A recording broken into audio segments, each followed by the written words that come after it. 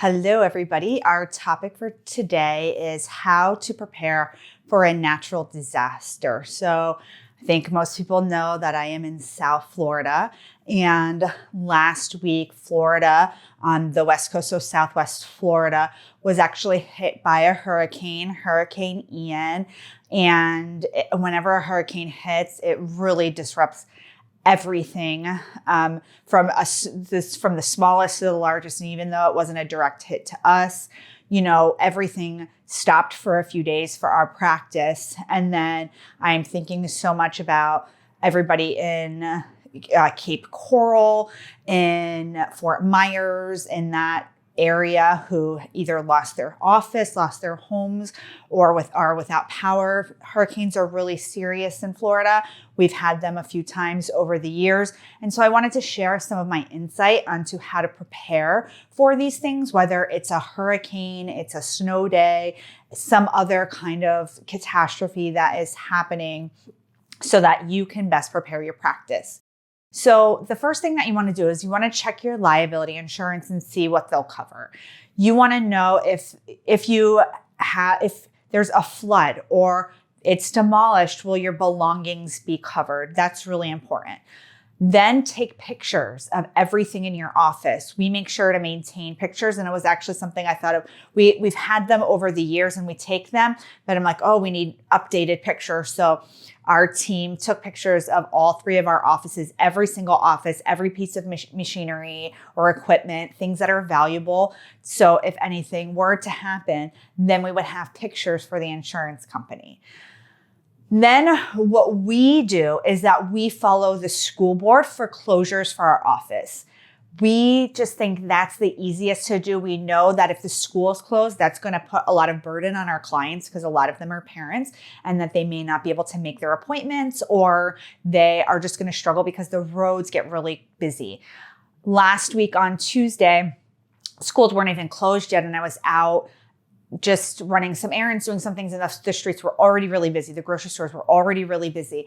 And so we know that if the school is closed, things in our community start to change.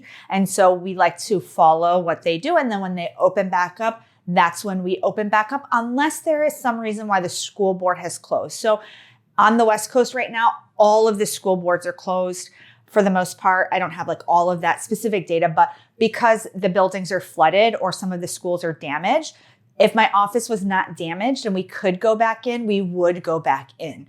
But we tend to, for things like 1 or 2 days, follow the school board. Then we communicate with our clients on a regular basis, every day if need be. We have an email list that we keep, and we send out, we're open this day, we're closed this day, this is what's going on. We offer telehealth appointments. We find that our therapists, even if they are working from home, that they want to continue to be able to provide telehealth appointments when appropriate and necessary.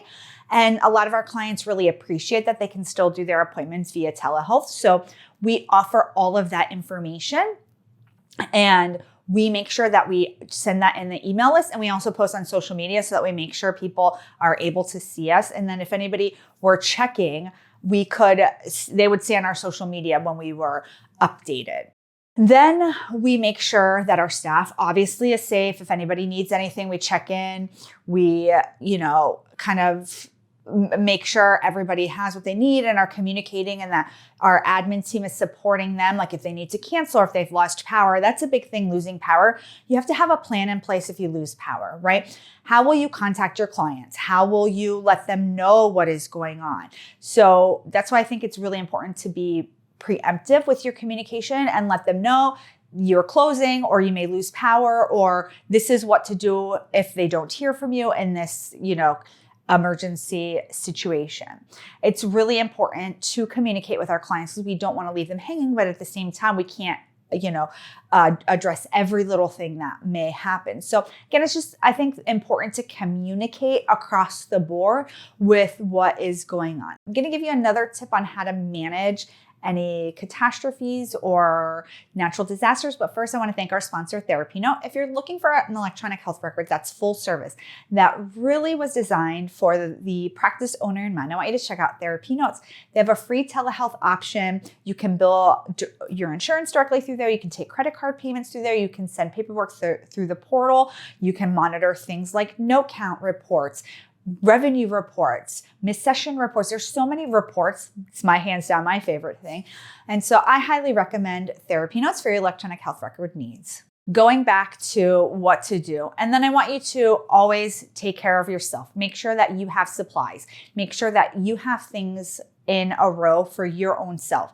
Your clients are going into survival mode. You're probably going into survival mode. We all do. I went to the grocery store on Tuesday and bought a ton of food just in case we lost power for a few days because we didn't know really what was going to happen. We had family members evacuate to our house last week. And so we prepared. It makes me feel good to prepare. I think we all need to take care of ourselves and know that unfortunately these things do happen. And all we can do is manage them when they come and see what's on the other end of them. And again, I just want to say for any therapists who are watching in the Southwest Florida area, we are thinking of you, the entire community. I've seen in so many Facebook groups, people offering help, offering support. And so hopefully they will rebuild and their mental health community will be stronger than ever. I will see you soon, everybody. Bye.